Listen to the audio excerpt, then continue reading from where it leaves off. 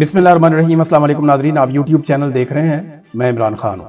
Nadreen, इसहाक डार साहब ने मुलाकात की है कुछ सीनियर सहाफ़ियों से, कुछ एंकर पर्सन से, और अब वो मामला सामने आना शुरू हो गए हैं जिनके बारे में हम पहले से बात कर रहे थे, और मामला अब खुल भी रहा है। आपको याद होगा कुछ अर्सा पहले मैंने आपको बताया था कि सऊदी अरब और यूएई के बीच में एक सर्द जंग चल रही है, और उसके लिए कुछ वजूहात थी। यूएई कुछ ऐसी चीज़ें कर रहा था यमन में जो सऊदी अरब नहीं चाहता था, और यूएई कोई एक्सपेंशन के मामलात हैं। ऐसा लगता है कि वो अपने आप को मजीद बड़ा करना चाहते हैं। सूडान के अंदर वो एक मलेशिया को सपोर्ट कर रहे थे, सूडान में उनका इन्फ्लुएंस बढ़ रहा था, लीबिया में उनका इन्फ्लुएंस बढ़ रहा था, और सोमालिया में उनका इन्फ्लुएंस बढ़ रहा था, और यमन के अंदर भी उनका इन्फ्लुएंस बढ़ रहा था। तो यूएई मुख्तलिफ जगहों के ऊपर जो पॉलिसी है वो सऊदी अरब से मुख्तलिफ बना रहा था। जब सऊदी अरब ने वार्निंग देकर कुछ हमला भी किया था और यूएई को वहां से विड्रॉ करना पड़ा था, 24 से 26 घंटों के अंदर यूएई वहां से अपनी फोर्सेस को निकाल कर ले गया था यमन में से, तो रेड सी के ऊपर यूएई की नजर थी। अब उस वक्त भी पाकिस्तान को एक पोजीशन लेनी थी, लेकिन पाकिस्तान पोजीशन ले नहीं पाया था, बल्कि पाकिस्तान की गवर्नमेंट ने पाकिस्तानी मीडिया को यह कहा था कि आप इसके ऊपर खामोश रहें, कोई इसके ऊपर बात ना करे। अभी इसहाक डार साहब ने कुछ सहाफियों से मुलाकात की है और कुछ हकायक उनके साथ शेयर किए हैं।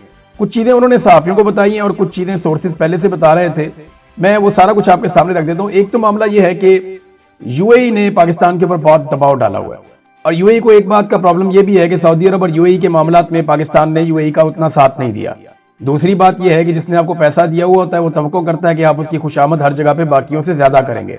फिर अभी मौजूदा हालात में यूएई पाकिस्तान पे दबाव मुसलसल बढ़ा रहा था ईरान के साथ लड़ाई करने के लिए, लेकिन पाकिस्तान उस दबाव में नहीं आ रहा था। फिर एक चीज यह है कि पाकिस्तान ने सऊदी अरब के साथ दिफाई मुआहदा किया, और यूएई के साथ अभी पाकिस्तान का कोई ऐसा दिफाई मुआहदा भी नहीं है।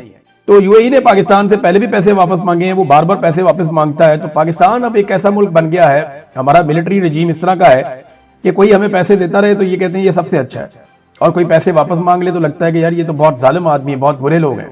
हालांकि उन्होंने बड़ा लंबा अरसा अपने पैसे हमारे पास रखे हैं, लगभग $3.5 अरब बनते हैं टोटल मिला के। $2 अरब तो स्टेट ऑफ पाकिस्तान के कौमी खजाने में उन्होंने रखे हुए हैं। अब उन्होंने पैसे भी वापस मांगे हैं, उनकी बात भी कोई नहीं मान रहा पाकिस्तान बकौल उनके, और पाकिस्तान को लगता है कि यूएई ज्यादती कर रहा है। तो ये बातें हल्के फुल्के गिले शिकवे उन्होंने किए, और ये भी बताया गया कि पाकिस्तान यूएई का पैसा वापस करेगा।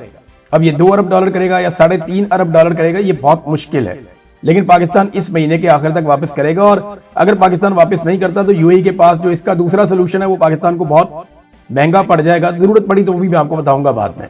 अब ईरान से भी इसहाक डार साहब को प्रॉब्लम है। डार साहब को लगता है कि ईरान ने पाकिस्तान की बात नहीं मानी, और ईरान को चाहिए था कि जितनी मार पड़ गई सो पड़ गई, जितना ईरान ने मार दिया सो मार दिया। तो अब अपनी मईशत को बचाए, अपने लोगों को बचाए, और पाकिस्तान के कहने के ऊपर मुज़ाकरात करे, और पाकिस्तान के सर के ऊपर मुज़ाकरात का सेहरा बांध दिया जाए कि जनाब पाकिस्तान दुनिया की आंखों का तारा बन जाए, और अमेरिका, डोनाल्ड ट्रंप सारे पाकिस्तान से खुश हो जाए, और पाकिस्तान जो है वो ये इस खित्ते के अंदर एक अलग मुमताज हैसियत हासिल कर दे। होना तो चाहिए, लेकिन ईरान के प्रॉब्लम्स बड़े संजीदा थे। देखिए ईरान ने क्या कहा और पाकिस्तान क्या चाहता था, ये दोनों अलग चीजें हैं। पाकिस्तान ये चाहता था कि पाकिस्तान के जरिए से डोनाल्ड ट्रंप ऑब्लाइज हो जाए, इससे पाकिस्तान की मिलिट्री एस्टेब्लिशमेंट को बहुत फायदा होता। ईरान ने पाकिस्तान को यह कहा जनाब आप सर आंखों पे, आपकी बड़ी इज्जत है। ईरान ने हमेशा पाकिस्तान की बात रखी, लेकिन ईरान ने जब ये कुछ सवालात, कुछ चीजें सामने रखी तो पाकिस्तान के पास उनका जवाब कोई नहीं था। ईरान ने कहा जी आप मुज़ाकरात करवाने आ गए हैं बतौर सालिस, और आपकी दूसरे फरीक से बात भी हो रही है, और उसके ग्रीन सिग्नल के बाद आप हमारे पास आए हैं, तो कम से कम उसके हमले तो रुकवाएं आप, क्योंकि ईरान जितने भी हमले कर रहा है वो सारे जवाबी हमले। ईरान ने पहले अटैक कोई भी नहीं किया।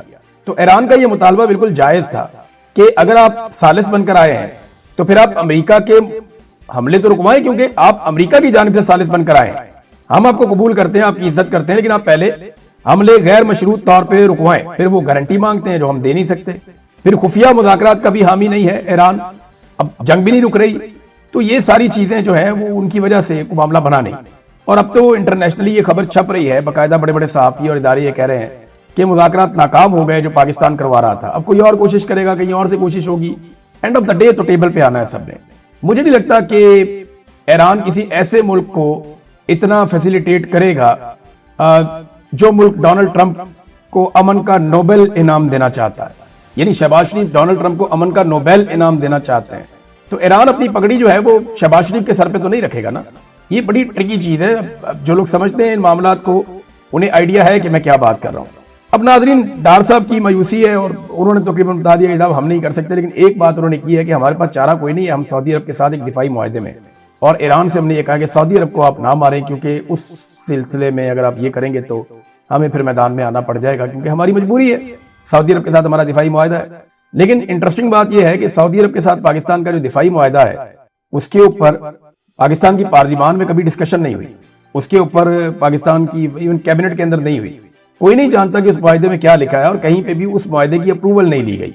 लेकिन इसके बावजूद कहते हैं कि ये एक मुआहदा है और इसमें जो नाम लिया जाता है वो लिया जाता है हरमैन शरीफैन का, कि खाना काबा की और मस्जिद नबी की हिफाजत के लिए हमने ये मुआहदा किया है। तो खाना काबा और मस्जिद नबी के ऊपर तो अटैक ही नहीं हो रहा, ईरान तो अटैक कर रहा है अमरीकी अड्डों पे, तो अमरीकी अड्डों की हिफाजत का तो आपने जिम्मा नहीं लिया ना। आप तो कह रहे हैं जो कौम को आप सौदा बेच रहे हैं या कौम से जो आप बात कर रहे हैं, आप ये कह रहे हैं कि खाना काबा के ऊपर अगर खुदा ना खास्ता कोई वक्त आएगा या मस्जिद नबी पे खुदा ना खास्ता कोई वक्त आएगा तो हमने मुआहदा किया हुआ है जनाब, हम खादमैन हरमैन शरीफैन के साथ खड़े हो जाएंगे। बड़ी अच्छी बात है, अल्लाह ताला ने उनको बड़ी सादत दी है कि वो हरमैन के खादिम है। लेकिन ये जो ईरान हमला करे तो अमरीकी अड्डों पे कर रहा है, तो क्या इस मुआहदे में आपने ये भी लिखा है कि अमरीकी अड्डों के ऊपर होने वाले हमलों का जवाब भी पाकिस्तान देगा? क्योंकि कौम को आप सिर्फ खादमैन हरमैन शरीफैन के हवाले से या हरमैन शरीफैन के कुरान पाक की आयत पढ़ के सुनाई ना आसिम मुनीर साहब ने, और उन्होंने उलमा इकराम को कहा जी हमें बहुत बड़ी सादत मिल गई। अब मेरा सवाल यह है कि सऊदी अरब के साथ दिफाई मुआहदा करना पाकिस्तान के लिए एक बहुत बड़ी मजहबी सादत है, जिसपे हाफिज कुरान आसिम मुनीर साहब जो है वो कुरान पाक की आयत पढ़ के सुनाते हैं। लेकिन यही मुआहदा सऊदी अरब ने अमेरिका के साथ किया हुआ, यही मुआहदा सऊदी अरब ने अभी यूक्रेन के साथ कर लिया है, तो क्या उन्हें भी ये सादत मिल गई है? और ममालिक के साथ भी सऊदी अरब के मुआहदे हैं। तो ये कौम को वो वाला चूरन बेच देते हैं जिस चूरन की जिस जगह पे जरूरत होती है, कभी मईशत वाला, कभी बेचारगी वाला, कभी मजहब वाला, कभी कोई और चूरन बेच देते हैं। तो ये हर जगह पे कोई ना कोई चूरन बेचने के लिए पाकिस्तान की एस्टेब्लिशमेंट के पास हमेशा होता है। नाज़रीन, गल्फ ममालिक से हालात इतने खराब हो गए हैं कि बहुत बड़ी तादाद में पाकिस्तानी वापस आ रहे हैं, और ये जो पाकिस्तानी वापस आ रहे हैं, देखिए पिछले 4 सालों में इस हुकूमत ने कुछ भी नहीं किया, टके का काम नहीं किया। इनका ज्यादातर काम जो चला है वो ओवरसीज पाकिस्तानियों के या इन मेहनत कशों की रेमिटेंसेस जो आई है पाकिस्तान में, उनसे ही पाकिस्तान का पहिया घुमा है। पाकिस्तान के अंदर तो कारोबारी जिंदगी बंद है, लोग मायूस हो गए, तो अब ये लोग मुश्किल में है। तो मेरी हुकूमत पाकिस्तान से अपील है, बड़ी मेहरबानी आपकी कि अब इनको संभाल लें। ये लोग बड़ी तकलीफ में बेचारे, इनकी भी नौकरियां चली गई हैं, बहुत परेशान है। जो गल्फ से वापस आ रहे हैं, कई लोग अपनी जान बचाकर वापस आ रहे हैं, तो हुकूमत इन लोगों को सहूलियात फराम करे, ये हुकूमत से गुजारिश है। और यूएई की गवर्नमेंट से भी ये गुजारिश है कि देखें जी, आप पाकिस्तान की मिलिट्री एस्टेब्लिशमेंट के साथ आपके बड़े अच्छे ताल्लुकात थे, एजेंसियों ने आपको बताया और पीटीआई के लड़के उठवा दिए। अब उनको इतने साल हो गए, आप वो लड़के ही छोड़ दें मेहरबानी करके, अब तो आपके वो मामलात भी नहीं रहे, अब तो आपके पैसे भी वापस आ रहे हैं। तो मेहरबानी करें, वो 2 लड़के हैं उन्हें तो छोड़ दें, उनके साथ बहुत ज्यादती हो रही है, बड़ा जुल्म हो रहा है। उनमें एक सलमान है, एक जुनेद है। अब वो लड़के, उनकी फैमिली इंतजार कर रही है कि उनके बच्चे कहाँ हैं, उनको छोड़ा जाए। तो यूएई से मेरी गुजारिश है कि पाकिस्तानी इंटेलिजेंस के कहने के ऊपर मुबैना तौर पे जो 2 लड़के उठाए गए थे वो लड़के छोड़ दिए जाएं, तो ये बड़ा अच्छा हो जाएगा, उनकी फैमिली के लिए बहुत अच्छा हो जाएगा।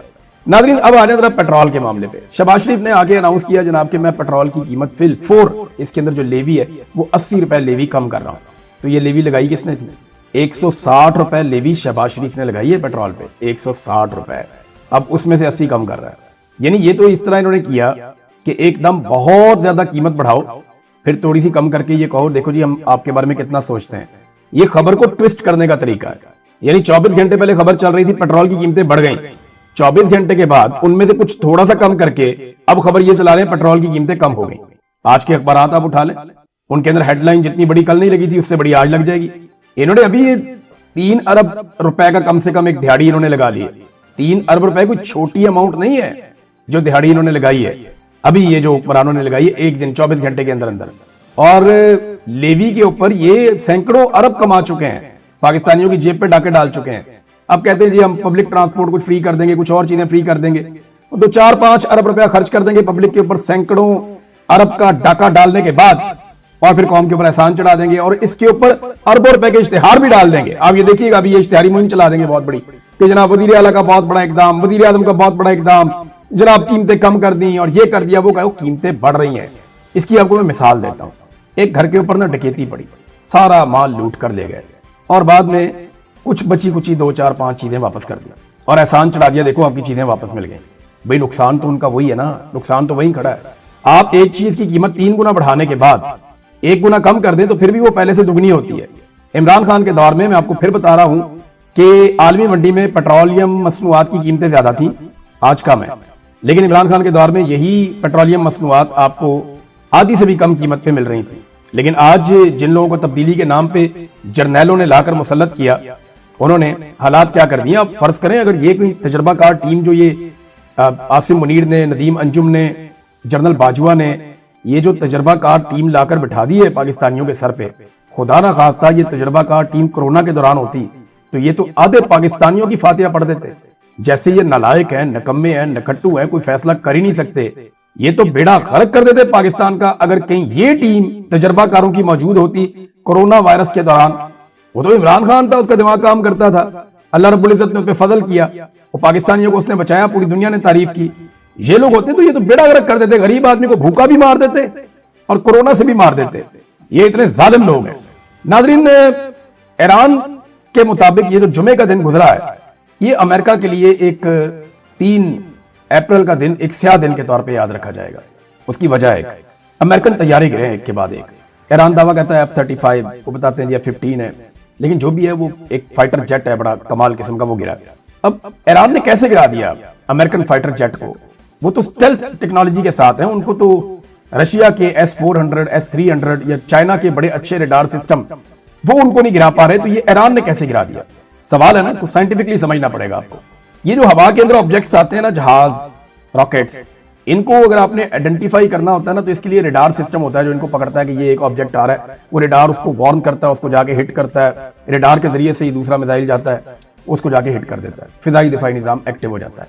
लेकिन जो स्टेल्थ टेक्नोलॉजी अमेरिका के इन तैयारों के पास है, ये पता ही नहीं चलता, रेडार इनको पकड़ नहीं सकता। दुनिया के सबसे अच्छे रेडार इनको नहीं पकड़ पा रहे। तो ईरान ने कैसे पकड़ा? एक पुराना तरीका भी है हीट डिटेक्शन का। ये जितने भी ऑब्जेक्ट्स हैं ये ईंधन के साथ उड़ते हैं, इनमें फ्यूल होता है और इनके इंजन काम करते हैं और इनमें से बड़ी शदीद गर्माइश निकलती है। तो हीट सेंसर्स के जरिए से जो है ना, वो फिजा में निगरानी करते रहते हैं हसास जगहों की, और जब उन्हें पता चलता है तो फिर वो उस तरीके से उनको लॉक करके हिट करते हैं। क्योंकि इसमें रडार उस तरह इन्वॉल्व नहीं होता, तो तैयारे के पायलट को चंद सेकंड मिलते हैं, उसको पता नहीं चलता कि उसके पीछे अब मिसाइल लग गया। ये एक देसी और पुराने तरीके से ईरान तैयारे गिरा रहा है अमेरिका के। पहले जनाब अमेरिका का तैयारा गिरा नूरिस्तान के इलाके में, और ये पता चलता है कि वहां पे अमेरिकन तैयारा गिर गया और उसका पायलट जो है वो इजेक्ट हो गया। अब पायलट्स की तलाश जारी है। पायलट ढूंढने के लिए ईरानी निकल पड़े, वहां के कबाइल निकल पड़े, बंदूकें लेके, वो हर तरफ से निकला है, झंडे बंदूकें लेके, उन्होंने चारों तरफ से इलाके घेरना शुरू कर दिए। उन्होंने कहा जी फिक्र ही ना करिए, पायलट हम ढूंढ लेंगे। दूसरी तरफ अमेरिकी हेलीकॉप्टर भी आ गए, उन्होंने कहा जी पायलट हम अपना लेकर जाएंगे। अब अमेरिकन अपना पायलट ढूंढ रहे हैं, मकामी लोग वहां पे पायलट ढूंढ रहे हैं, और बीच में झड़पें शुरू हो गई ईरानी फौज के साथ। ये पहली मर्तबा है कि जो पासदाराने इनकलाब है वो बराह रास्त अमेरिकन के आमने सामने उनका इनकाउंटर हुआ है। इससे पहले बटनों की लड़ाई चल रही थी, उधर से बटन दबाया, उधर से बटन दबाया, तैयारा आया, ऊपर से मिसाइल फेंका, भाग गया वापस, ये नीचे से बटन दबाया, ये लड़ाई चल रही थी। ये दू बदू आमने सामने इतना क्लोज कॉम्बैट नहीं हुआ। इसमें ईरानी सोर्सेज के मुताबिक 2 और अमेरिकी सोर्सेज के मुताबिक 1 हेलीकॉप्टर भी अमेरिका का मार गिरा। अब पहले जो है वो 1 पायलट ढूंढ रहे थे, अब हेलीकॉप्टर का हमला भी आ गया जमीन पे, अब उनको भी ढूंढ रहे हैं जनाब, वो किधर गए। तो यहाँ पे एक तसादुम शुरू हो गया और घमसान की खौफनाक लड़ाई वहां पे चल रही है। पहली बार जो है वो ये एक दूसरे के आमने सामने, यहाँ पे अमेरिका का काफी नुकसान हो सकता है। और अगर वो जिंदा पकड़ लेते हैं अमेरिकन फौजियों को और उनकी वीडियो एक जारी कर देते हैं, तो ये पूरी दुनिया के अंदर बहुत शर्मिंदगी हो जाएगी। इंटरनेशनल मीडिया की पहली 4-4, 5-5, 8-8 हेडलाइंस जो है वो मैं देख रहा था, वो यही है। अमेरिका की पूरी दुनिया के अंदर सुबकी हो रही है, शर्मिंदगी हो रही है। और अमेरिका एक सुपर पावर था, लेकिन डोनाल्ड ट्रंप इतना बुखला गया है कि उसने जो 9 बजे खिताब किया अपनी कौम के साथ, खिताब के शुरू में डोनाल्ड ट्रंप ने कहा जी रिजीम चेंज तो हमारा मकसद ही नहीं था। 7 मिनट के बाद कहा जी हम रिजीम चेंज चाहते थे, वो हमने कर दिया। यानी एक आदमी इतनी बुखलाहट का शिकार है कि एक ही तकरीर के अंदर या एक ही खिताब के अंदर 2-2, 3-3 अलग अलग मौक़िफ़ दे देता है, और उसके बयानात के तजादात के ऊपर बाकायदा इंटरनेशनल मीडिया लगातार रिपोर्ट कर रहा है।